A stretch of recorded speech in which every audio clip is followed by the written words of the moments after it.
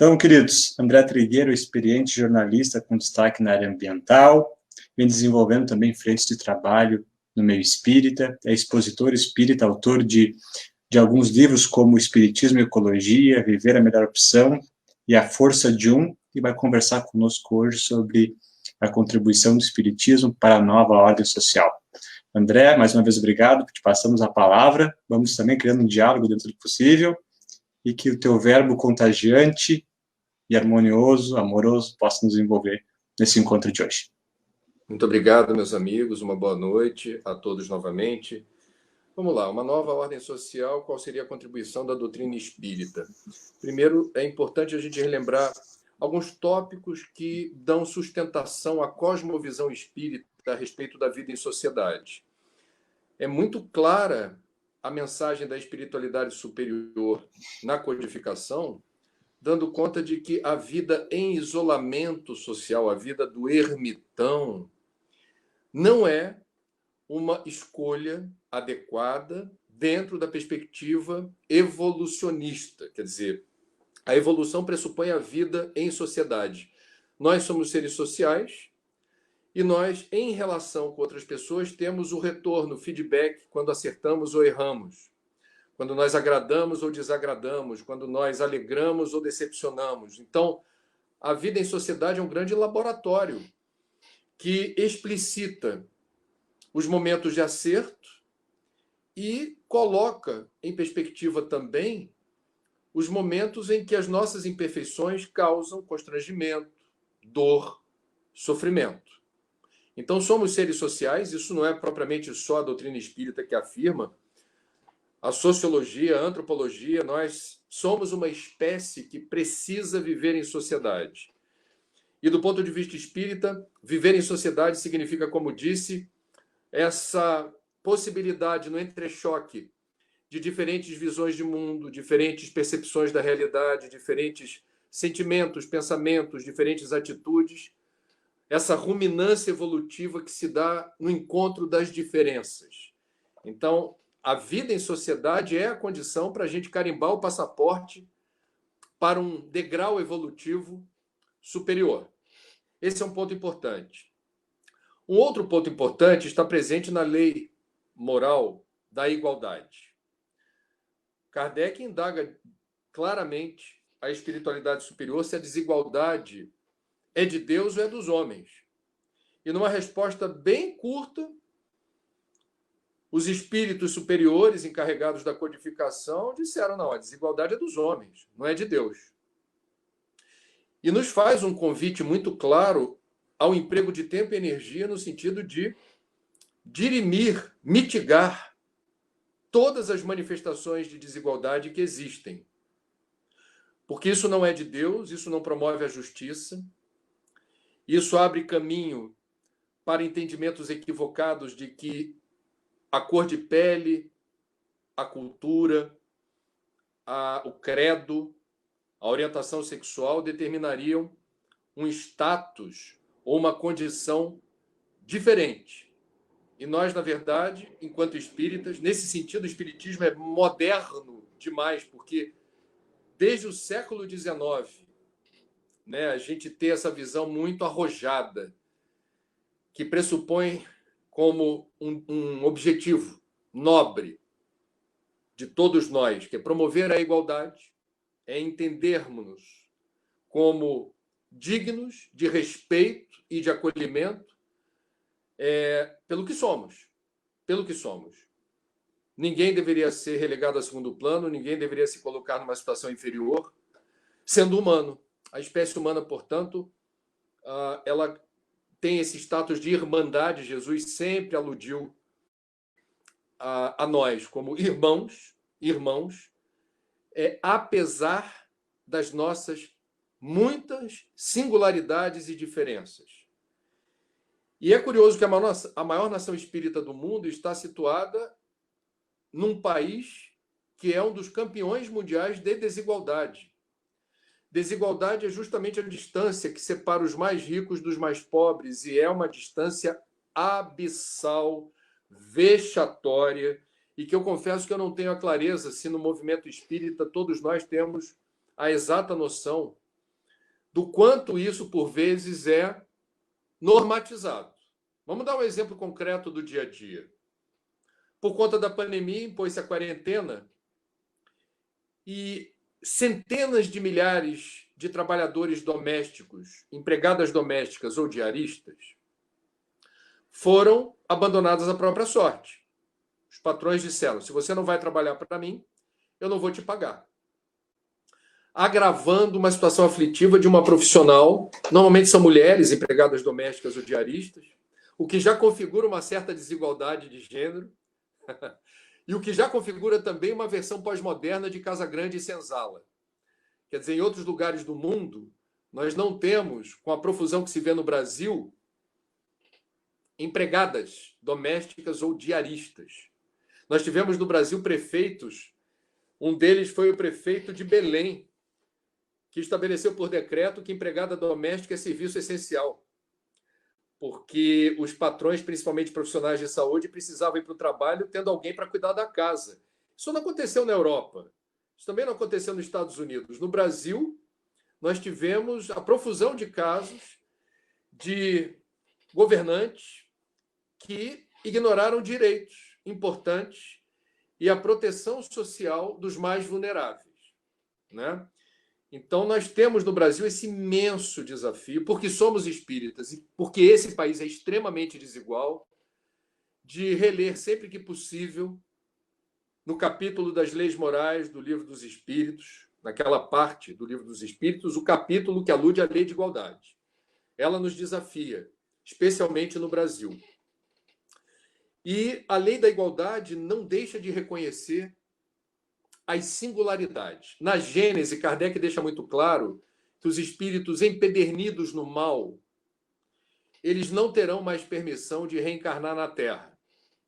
Então, nós temos um expurgo que sempre acontece em todas as moradas do Pai quando ocorre essa elevação da frequência e da vibração de um planeta, ele ascende na escala dos mundos e, parafraseando aquela parábola do festim das bodas, se não tivermos as vestes nupciais compatíveis com o evento, somos penetras. Não será possível adentrar nesse evento.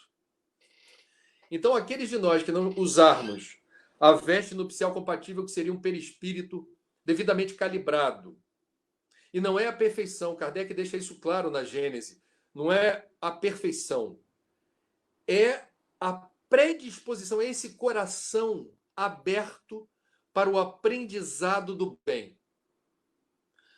É reconhecer a soma das nossas muitas imperfeições, mas não sermos apegados a elas. É termos a margem de manobra que permite ajuste, que é a reforma íntima, em última instância. E uma encarnação é pouco para a gente reformar tudo aquilo que precisamos. Então, se eu bem entendi o que aparece nesse capítulo da Gênese, que fala justamente da transição planetária, o que se espera de nós é a boa vontade. E é esse livre-arbítrio que tem a predisposição de acertar. E aí temos uma questão muito importante nessa nova ordem social, que é o espiritismo não tolerar, não aceitar manifestações de qualquer ordem que remetam à desigualdade. Não é admissível. E isso afronta a doutrina dos espíritos. E nós, repito por vezes, isso está tão entranhado em nós, os nossos preconceitos, as nossas idiosincrasias, que a gente, por vezes, se flagra, enquanto espírita, se leva a sério a reforma íntima, com manifestações que replicam uma cultura da desigualdade. Da desigualdade. Então, eu estou falando no Brasil que a gente ainda tem vários condomínios com entrada social e entrada de serviço, e uma pessoa preta, uma pessoa de cor, quando vai passar pela entrada social, por vezes é advertida pelo porteiro. Desculpa, o senhor entra ou a senhora entra pelo outro portão. Isso é desigualdade na veia. Antes da quarentena, antes da pandemia, nós tínhamos um profundo desapreço, aferíamos, boa parte de nós, uma desimportância absoluta a uma categoria de trabalho informal que refletia a depreciação da mão de obra, que era um entregador delivery. Ele era, e eu me lembro, não faz tanto tempo assim, entendido como o estereótipo do subemprego, da exploração de mão de obra, de alguém que, portanto, estava abaixo daquilo que a gente considerava respeitável nas categorias profissionais. Veja, Guilherme, Liane, amigos, como em tempos de quarentena esse profissional passou a ser mais respeitado, passou a ser objeto de gratidão, porque graças ao trabalho deles, eles continuam ganhando muito pouco, eles não têm proteção social. O Brasil hoje nem Ministério do Trabalho tem. E a gente tem hoje, graças a esses entregadores, desses serviços de delivery, a condição de não experimentarmos a exposição ao risco de um vírus extremamente agressivo. Então, quando a gente fala dessa nova ordem social, me parece muito importante não termos a pretensão do pensamento monolítico. Esse é outro desafio que está colocado. O espiritismo não flerta com a anarquia.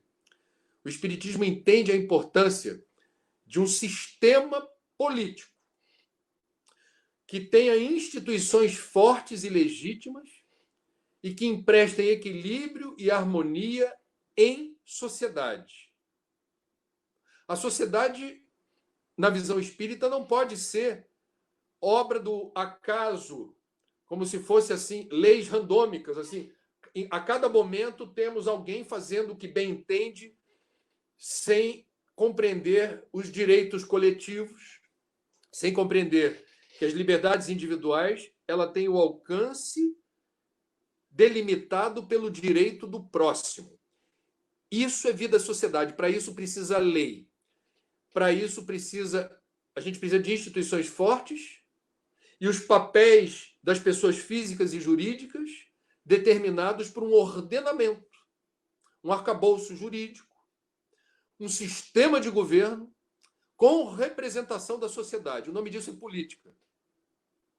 Então, quando a gente fala de Bezerra de Menezes, Liane, a gente está falando de um político. A gente só lembra do Bezerra médico, o médico dos pobres. E é difícil na casa espírita alguém lembrar do Bezerra político, que exerceu mais de um mandato. E de um Bezerra que percebeu no exercício da função política uma oportunidade de combater, entre outros problemas, a desigualdade. Então, a nova ordem social não é aquela que continua replicando, e boa parte de nós, inclusive espíritas, replicando um clichê, um chavão, é um mantra de que ninguém presta na política, que não há mais jeito para o Brasil, o sistema político está corroído, que não há solução à vista, a política não faz sentido, e esse ambiente precipita o risco de regimes totalitários. Nós temos vários exemplos na história e é importante a gente, pelo menos, conhecer a história e verificar o risco que se corre quando a gente estigmatiza nesse nível qualquer político em qualquer sistema de governo, desacredita num nível absoluto. Em certa medida, a gente também abre caminho para aventuras que não correspondem àquilo que a doutrina espírita preconiza como sendo o melhor caminho. Então, temos um desafio que está colocado especialmente para o Brasil, que é não darmos guarida no pressuposto de que a lei da igualdade é o ingrediente fundamental da nova ordem social. No Livro dos Espíritos, no capítulo da igualdade, da lei da igualdade, a espiritualidade maior deixa claro que não é possível imaginar um mundo onde a pobreza não exista. Existem aí outros fatores, outras variáveis que explicam a pobreza no mundo. Mas a miséria não. Há uma diferença entre pobreza e miséria. Quer dizer, pobreza é a não opulência material. é viver com dignidade e sem sobras. Agora, a miséria é execrável. A exclusão social é execrável. E o Brasil tem um enorme passivo social. Então, quem gosta de citar Humberto de Campos, Brasil, Coração do Mundo, Pátria do Evangelho, que é uma obra um tanto controversa no meio espírita, porque algumas interpretações sugerem um dogma. Não, Brasil é o coração do mundo. Brasil é a pátria do Evangelho. E eu gosto, porque o Espiritismo é uma filosofia espiritualista, permite indagações. Kardec foi sempre muito estimulante, sugerindo que todo estudioso da doutrina tivesse liberdade de fazer perquirições, que pudesse levantar questões, para a gente entender o que significa pátria do Evangelho e coração do mundo. Bom, pode significar um projeto. Agora, para esse projeto se consumar, do lado de cada matéria, a gente precisa fazer a nossa parte, porque com os atuais indicadores de homicídio, aborto, suicídio, latrocínio, com a desigualdade mencionada por mim, que é talvez não um crime aos olhos dos homens, mas é um crime aos olhos de Deus, nesse nível que a gente vê no Brasil. E tudo isso sugere um certo cuidado e uma certa cautela para a gente não considerar que está posto o projeto de uma pátria do Evangelho sem que a gente se movimente, sem que a gente faça acontecer a pátria do Evangelho. E Deus delega, Deus terceiriza. Então, operar a nova ordem social pressupõe trabalho. E nesse momento, mais do que em qualquer outro, o trabalho é de combater a intolerância, o desrespeito, combater manifestações irracíveis que destilam ódio nas redes sociais ou presencialmente. A psicosfera do Brasil está muito pesada, não apenas aqui, mas está muito pesada. Então, a nova ordem social pressupõe a cultura de paz. A nova ordem social pressupõe o entendimento de que, aonde nós não concordamos, isso não faz de nós inimigos. Aonde nós não convergimos, isso não justifica a beligerância verbal ou o antagonismo gratuito. A frase atribuída a Francisco de Assis, a beleza do jardim de Deus está na diversidade das flores. Eu, particularmente, acho lindo no movimento espírita, se você quiser fazer num congresso espírita, Congresso do Rio Grande do Sul, um mesmo tema chama 10 palestrantes. Dificilmente haverá duas abordagens iguais. Quando a gente imagina Jesus fazendo o departamento de recrutamento e seleção dos apóstolos, né? Preciso de 12. Quem é que vai entrar no meu grupo? Não me parece que Jesus tenha considerado como pré-requisito que todos os 12 pensassem, sentissem, agissem iguais, como se fossem clones um do outro. Não. Realmente não me parece que o cristianismo tenha como meta uma civilização de clones que sejam absolutamente idênticos na percepção de Deus, no sentimento da transcendência, no exercício da espiritualidade. E essa diferença ela é bonita. Essa diferença empresta sentido a um lado muito saboroso da humanidade, que é essa imensa diversidade. E é curioso, eu sou um estudioso das ciências ambientais. E é interessante na natureza como existe uma lei, vamos colocar nesses termos, parafraseando o Espiritismo quando fala das leis morais, existem as leis da natureza. Uma das leis da natureza é instigar o mundo animal a ter diversidade genética.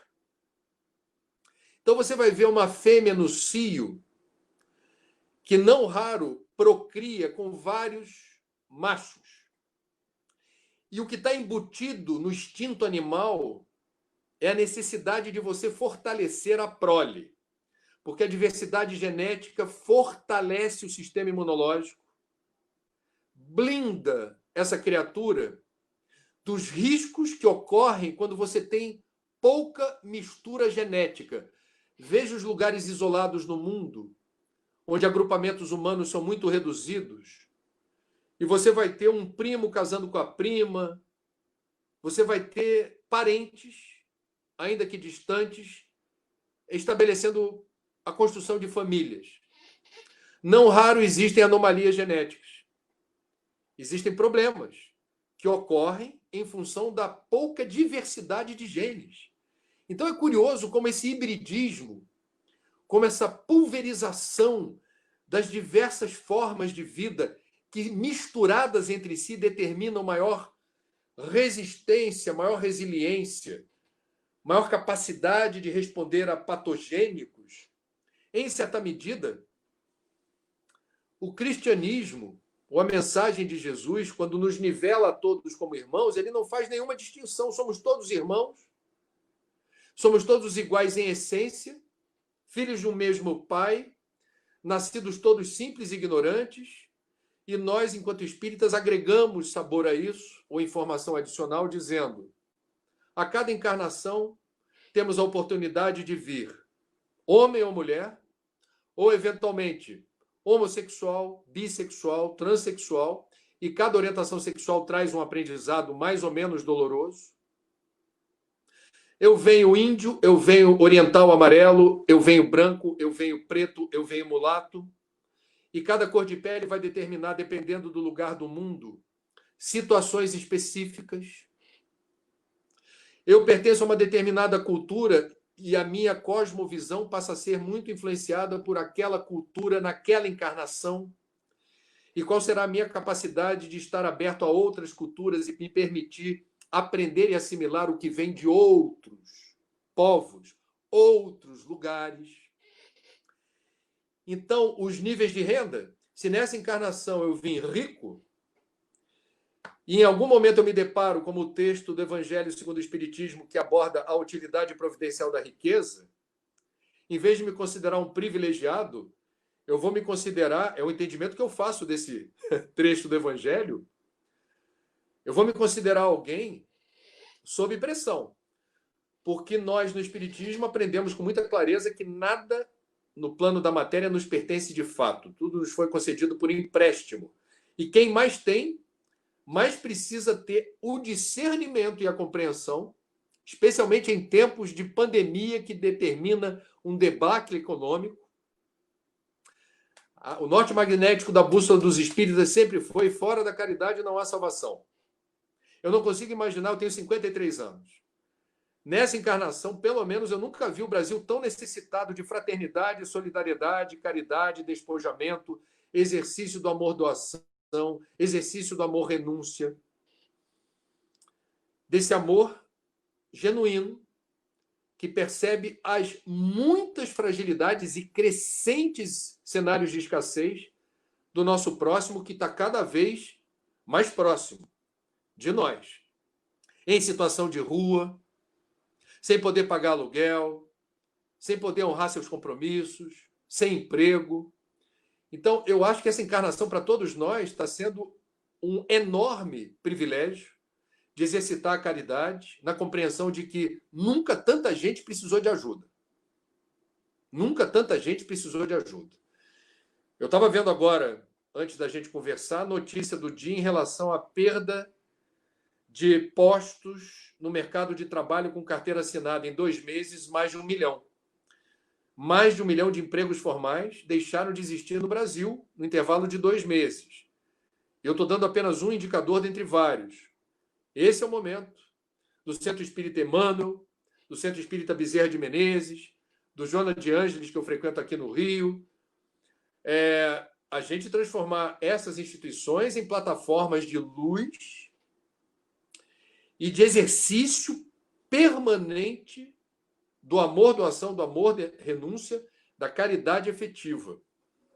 Então, o respeito a quem é diferente é uma coisa que a gente precisa urgentemente no Brasil compreender, porque a nova ordem social sugerida pelo Espiritismo passa por aí. Não vou discriminar ninguém, não vou me julgar o dono da verdade, nem a doutrina espírita se apresenta como o único caminho da salvação, o que é algo maravilhoso. É algo que me conquistou lá nos meus 20 anos de idade, quando eu me converti para o Espiritismo. Eu achei maravilhoso, uma doutrina que não tem o nível de proselitismo que a gente vê em outras correntes espiritualistas cristãs, ou não. Então, me parece que essa nova ordem social proposta pelo Espiritismo, ela tem um compromisso com a cultura de paz, e a paz não é apenas a ausência de beligerância ou de guerra. A paz exige trabalho. A paz é trabalho constante. A paz significa saber calar.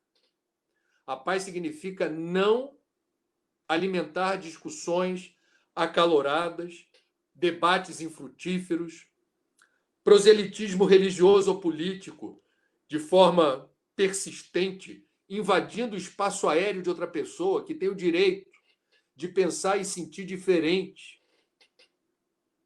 Essa nova ordem social, ela pressupõe o entendimento de que as pessoas, neste momento da transição planetária, que obstinadamente se identificam com o mal em suas múltiplas expressões, não retornarão. Nós estamos num período, portanto, de semeadura. E a semeadura efetiva se dá através da atitude. O que tem de gente por aí, ó, a expressão homem de bem, que é uma mensagem também presente no Evangelho, ela está gasta pelo mau uso que se faz, acobertando uma série de vícios e de preconceitos que aparecem revestidos dessa imagem de homem de bem. O discurso que não corresponde à prática. Essa exaltação de passagens do Evangelho que a gente vê por aí em profusão, sem que a pessoa que cita e recita o Evangelho exemplifique o Evangelho. Exemplifique na medida das suas possibilidades. Jesus não seria quem foi, ele não dividiria o calendário do mundo antes e depois de Cristo, se não exemplificasse o que pregou. O Sermão da Montanha teria virado pó, não teria ficado eternizado no tempo. O Sermão da Montanha, segundo Mahatma Gandhi, sintetiza todo o cristianismo. Todo. O cristianismo está ali. E não seria importante como é hoje se Jesus não estivesse na condição de praticar o que defendeu. Então, mais de 2000 anos depois, é incrível como a gente vê tantas pessoas que se dizem cristãs confundindo os estudiosos do cristianismo com um exemplo que não corresponde ao discurso. E isso é algo empedernido na história do cristianismo. Nunca se matou tanto no planeta Terra quanto em nome de Deus. As guerras religiosas determinaram desencarnes em massa, disputas fratricidas em nome de Deus. E a gente precisa separar o joio do trigo, a gente precisa ter sempre o cuidado de não se dispersar, não se distrair com aquilo que soa como uma tentação, soa como sendo a verdade absoluta que justifica a opressão e perseguição ou preconceito que eu vou ter em relação a outras correntes. Nós replicamos hoje em dia, de forma muito invigilante, práticas abomináveis da época da Inquisição e da Idade Média, com outro modus operandi. Então precisamos nos escorar nos valores eternos, os valores permanentes da lei de amor do Evangelho, que pressupõe o respeito, a tolerância, o acolhimento de ideias distintas, de sentimentos que eventualmente não são os nossos, e a compreensão de que a evolução pressupõe esse esforço evolutivo, quer dizer, esse esforço de contextualizarmos sempre aquilo que nos parece desperta alguma aversão, desperta alguma ação refratária, na verdade, traz um ensinamento na direção da paciência, na direção do perdão e na direção da compaixão. Nesse primeiro momento, acho que é isso que eu gostaria de dizer. Obrigado, André. Uma pergunta para ti, meu amigo, já que a gente está bem à vontade conversando contigo. Tens mais um tempinho para a gente conversar ou como é que está o teu horário? Vamos nessa. Temos? André, eu gostaria de também abrir a palavra para a Liane, mas de verificar contigo um assunto que não tem como a gente deixar de falar, que nesse período de pandemia e de quarentena, talvez nunca, né, pelo menos tenho ouvido tanto nos canais de comunicação sobre a necessidade do olhar da ciência. O Espiritismo vem falar da fé raciocinada. E temos essas discussões em diversos ângulos da ciência sobre a quarentena, sobre uma nova ordem social que vai surgir pós-quarentena dentro do aspecto material. Mas aí vem a necessidade também da gente refletir que isso é um assunto multidisciplinar. Tem gente que olha somente pelo olhar da medicina, outros olham somente pelo olhar da economia e outros somente por olhar da psicologia, enfim. Como é que tu avalia todo esse contexto, André, e o que a gente pode esperar desse momento pós-pandemia também? Como é que tu sente, como é que tu percebe esse momento? Algumas mudanças já estão em curso. Na Holanda, em Amsterdã, a prefeitura local resolveu adotar o que aparece resumido num livro de uma economista de Oxford. O livro chama-se Economia Dunnett, que sugere um modelo de desenvolvimento que respeite um teto ecológico. Você não pode ter metas de crescimento que agravem a destruição ambiental e um alicerce social. Um governo que não pode deixar de atuar de forma prioritária em relação aos menos favorecidos, quem mais precisa de governo. Então, entre o teto ecológico e o alicerce social, estabelece-se uma dinâmica, uma maneira de pensar como aplicar os recursos auferidos com taxas e impostos. Isso já é a realidade em Amsterdã, e isso vem a reboque da percepção de mudança a partir da pandemia. Londres, o prefeito de Londres, que é muçulmano e é gay, e é um maravilhoso prefeito. Ele tomou uma decisão espetacular e os londrinos estão perseguindo isso. A volta lenta e gradual à rotina, muito lenta e gradual, virá acompanhada de linhas de crédito para quem queira ter bicicleta, consertar bicicleta ou abrir uma loja que venda ou conserte bicicleta. Ele quer, o prefeito de Londres, evitar mais contágio, alargando ciclovia e permitindo que as pessoas tenham mais saúde nos percursos mais curtos, de casa para o trabalho, ou para a universidade, ou para a escola, com segurança, em ciclovias ou ciclofaixas, e isso mudou o traçado das ruas, isso mudou rotina em Londres, já está acontecendo. Um outro aspecto que me parece importante você falou da ciência, Guilherme, eu vou ter que falar sobre isso. Por favor. É muito perigoso, penso eu, em pleno século XXI, a gente vê certas teses negacionistas científicas que aludem ao período pré-iluminista. O Brasil voltou a ter sarampo graças à popularização de um vídeo ou de vários vídeos em redes sociais de pessoas do Brasil e do exterior que estigmatizaram a vacina, dizendo que a vacina faz mal para o seu filho, meu filho não vai ser vacinado. E o sarampo, que é a doença muito mais contagiosa que o coronavírus, que é a Covid-19, voltou a ser um problema de saúde pública no Brasil por ignorância de gente que não prestou atenção nos fundamentos da imunização através das vacinas. Nós temos o absurdo de ter pessoas, elas têm o direito de pensar assim, mas é muito desagradável quando o seu filho volta da escola especulando sobre o terraplanismo, porque viu uma rede social, alguém falar disso, ou soube que houve um congresso nos Estados Unidos reunindo terraplanistas. Isso é um retrocesso. Não faz sentido a gente perder tempo e energia discutindo se a Terra é plana. Não faz sentido a gente também desprezar a ciência falando que o aquecimento global é uma conspiração dos países ricos e que não há evidências de que a Terra esteja aquecendo pela ação do homem. Assim, quem diz isso não está acompanhando o nível, eu diria, de certeza, através de trabalhos científicos publicados em revistas especializadas como Nature, Science, entre outras, que tem o sistema peer review. O conselho editorial é integrado, não é por jornalistas, é por cientistas. Você só vai publicar aquilo que for muito bem fundamentado e amparado pela metodologia científica. Então, é incrível.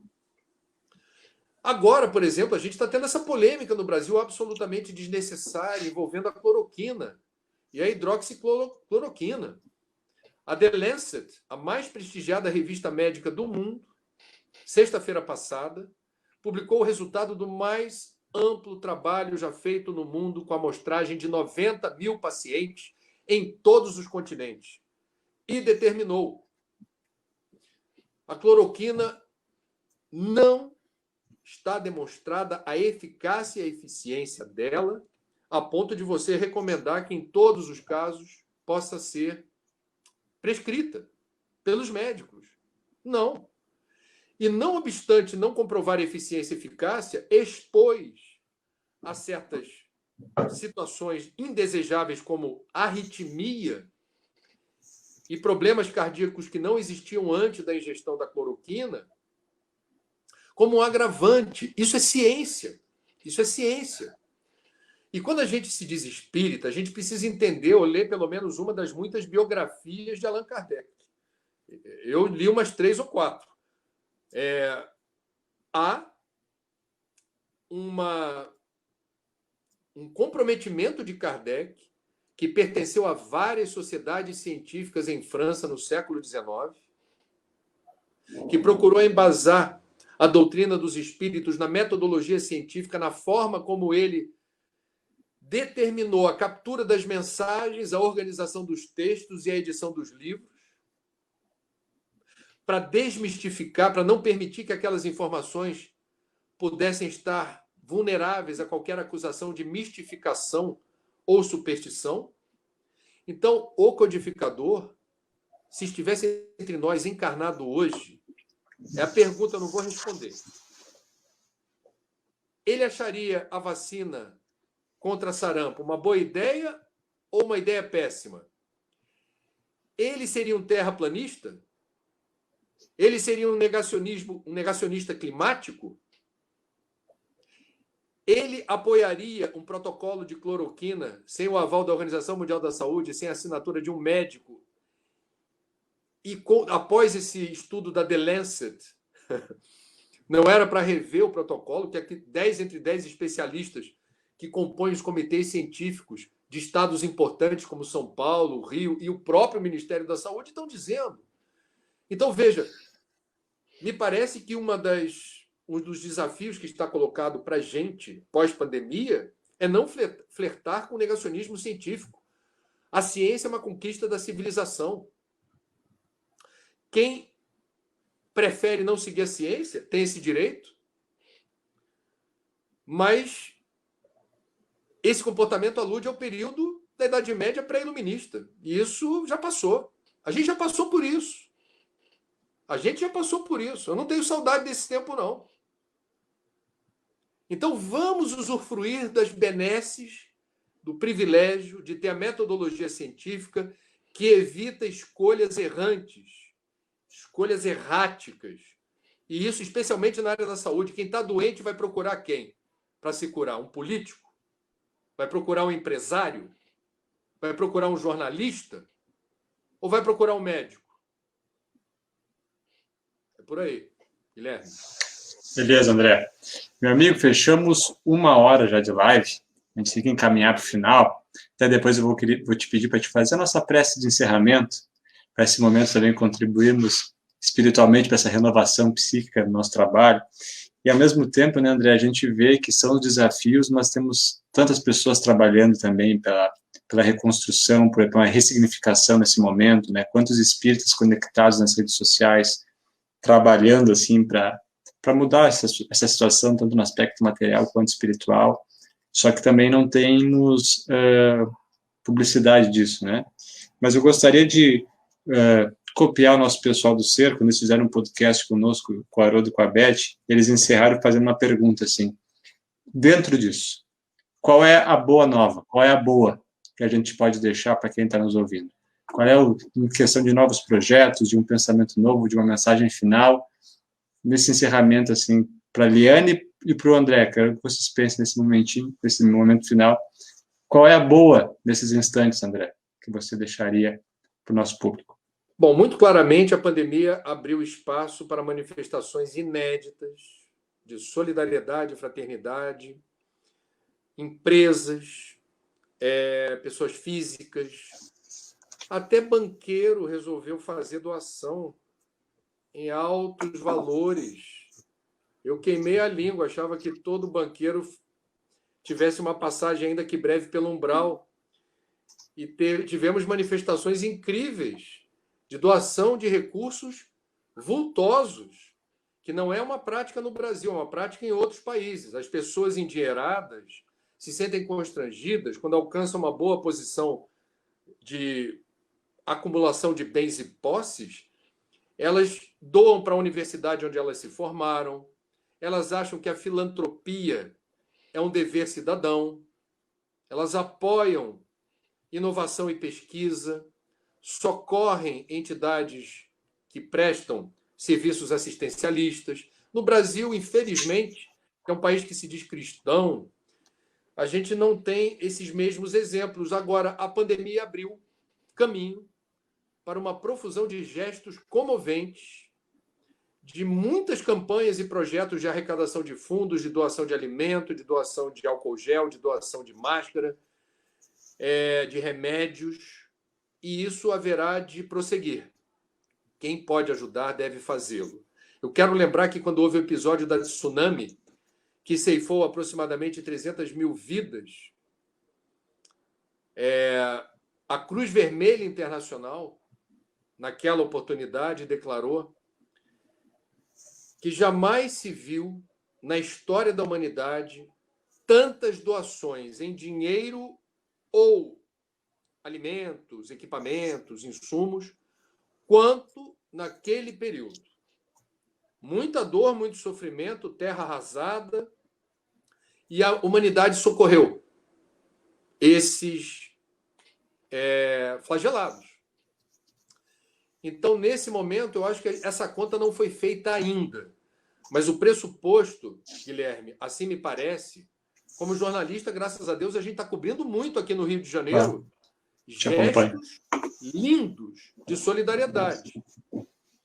Eu nunca vi tanta gente fazendo bem.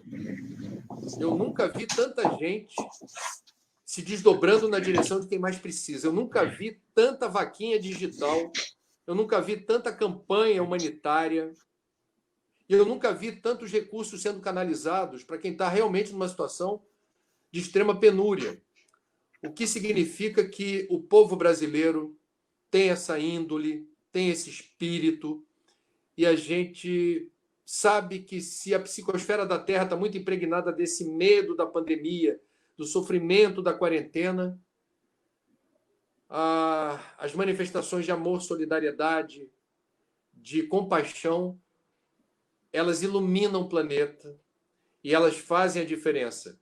Cristãos e não cristãos, espiritualistas e materialistas, não importa. Quem está fazendo a diferença chega perto de Deus. Perfeito. André, já que tu está puxando um assunto, nós vamos aproveitar também só fazer uma divulgação.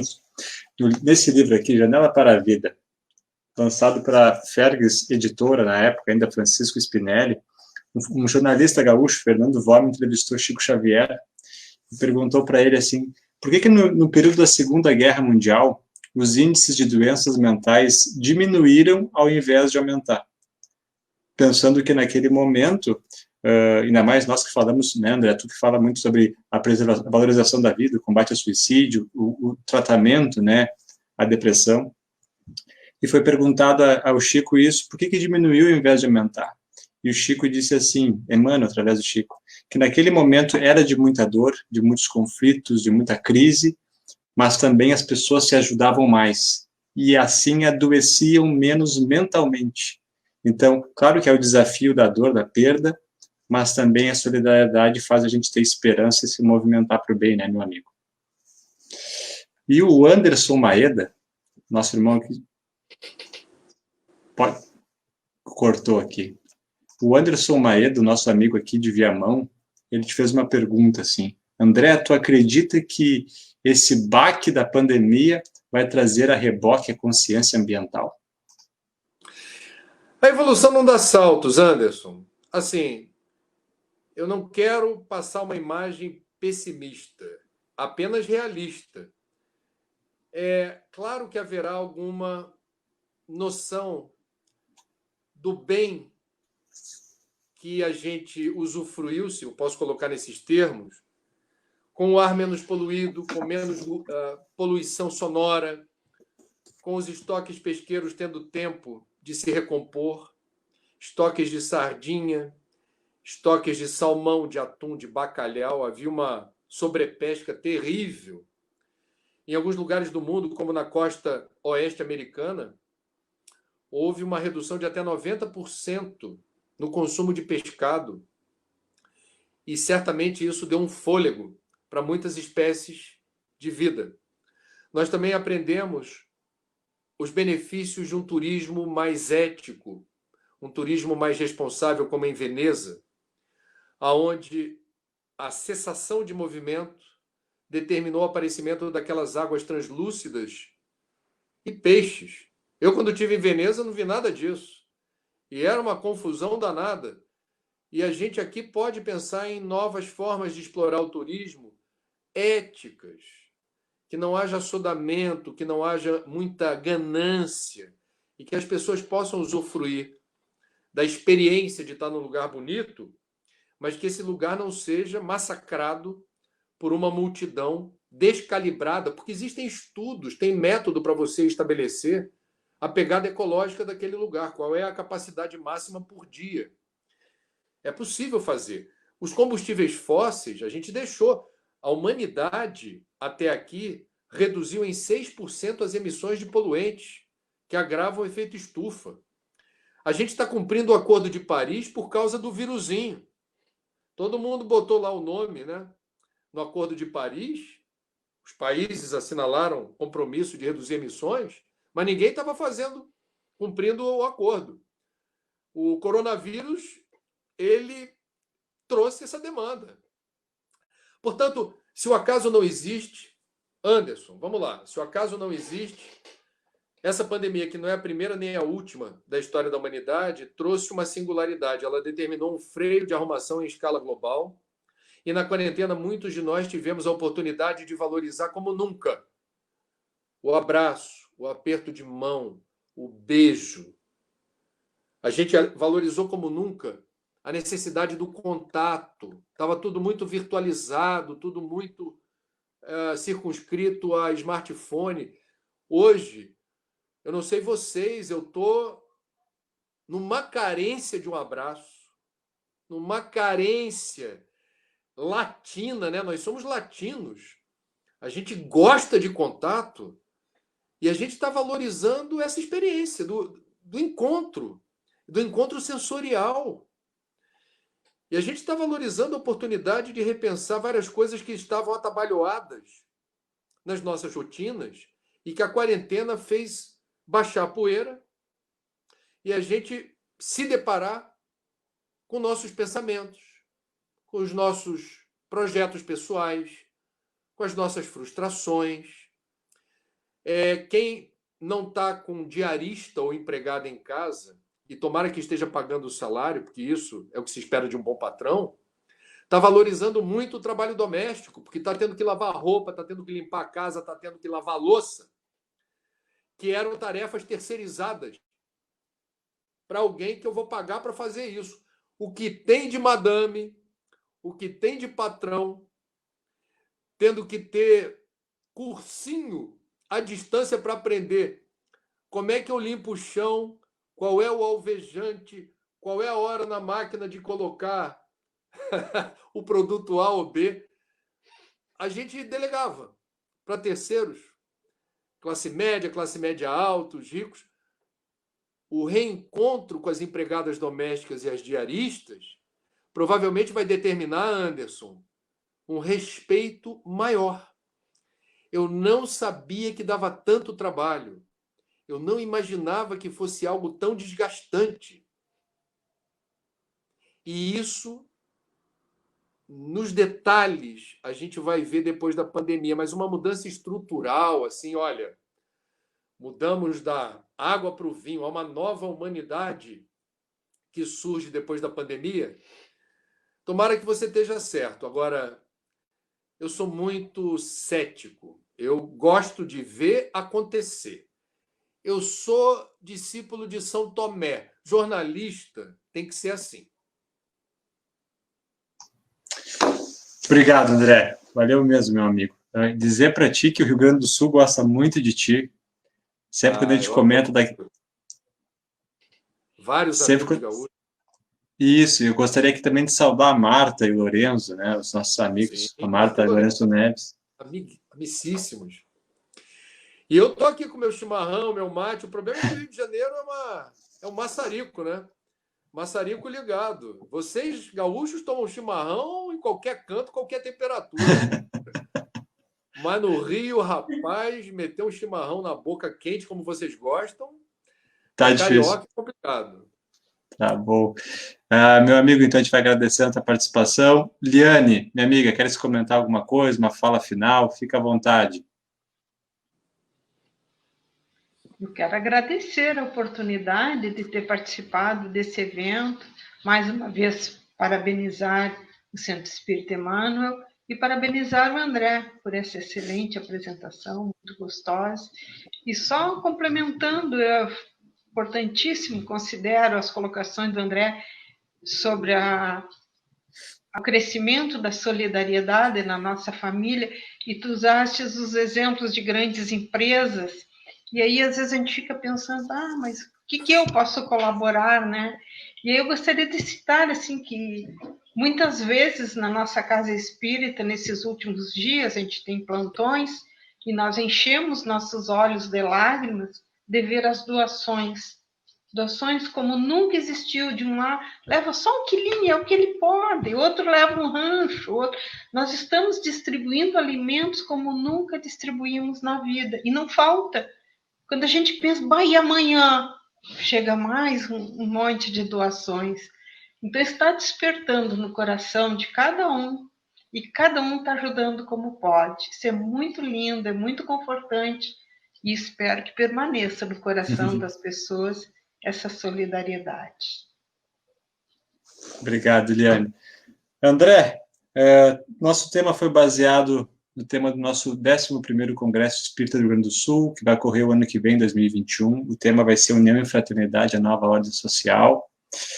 O ano do centenário da FERGS. Então, aqui o abraço do Movimento Espírita do Rio Grande do Sul. Pessoal, a gente falou que ia conversar contigo aqui, muitas pessoas falaram, manda um abraço, faria um abraço virtual, que gostam muito de ti e também do teu profissionalismo e da tua dedicação, teu carinho pela causa da doutrina espírita.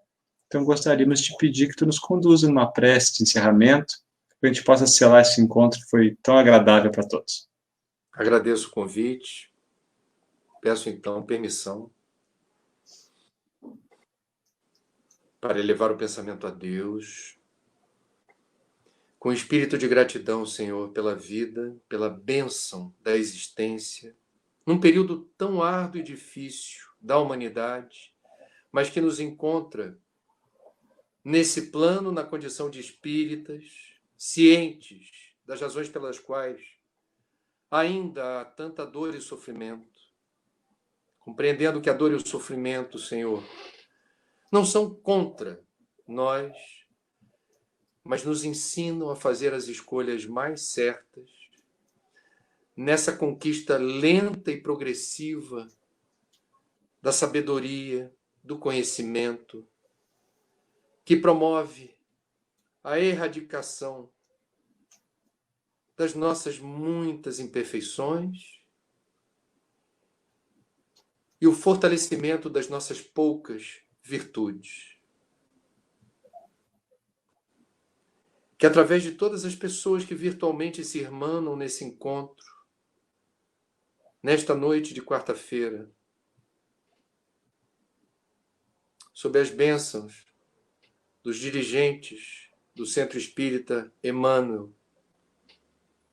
que segue sua jornada de luz, de solidariedade, de fraternidade, de caridade, possamos endereçar a todos os que estão padecendo pela perda de seus entes queridos, pela dor de não poder ter um velório, de não poder ter o luto como gostariam, pelas vidas ceifadas abruptamente por esta pandemia, que recebam os desencarnados, seus parentes e amigos, fluidos de paz, de amor, de cura e de equilíbrio. Protege, Senhor, o Brasil nesse momento tão turbulento, uma pandemia que ainda não alcançou o seu pico e aonde certas disputas fragilizam a unidade e a força de uma nação em favor da saúde, da proteção da vida, da retomada no momento certo das atividades. Abençoe e protege, Senhor, os trabalhadores do Centro Espírita Emmanuel, por mais um aniversário, e que seja um ano muito produtivo e de luz, inspirados pelo Espiritismo, inspirados pelo bem e pelo Evangelho de amor de Jesus. Fica conosco, Senhor, agora e sempre, que assim seja.